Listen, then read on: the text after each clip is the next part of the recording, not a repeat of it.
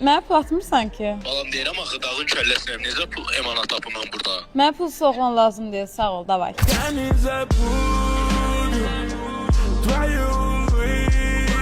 Sevgili və zəng elə, nə qədər pul atdırabilirsən, eyni məbləği mən sənə verirəm. Sevgilin var? Bəli. Neçə vaxtdır sevgilisiz? Biri. Zəng edirsən, nə qədər məbləğ atdırabilirsən, eyni məbləği nağd şəklində mən sənə verəcəm. Əgər səhifəmi izləyirsənsə, tamam məndən 100 manat yerəcə pul qazanacaqsan. Səhifəmi izləyirsən? Bir dəqiqə baxın. Xeyr. Güvənirsən? Bəli. Ən çox nə qədər sənə pul atır? 200 manat. 3000 də istəsən, bu dəqiqə yerində zon verə biləcək gücün var. Zəng elə. Salam həyatım, necəsən? Şükür, sən necəsən? Yaxşıyam, hardasan? Mən rayonda. Mən dırnaq pulu lazımdır. 300 manat ata bilərsən? 300 manat. Aha.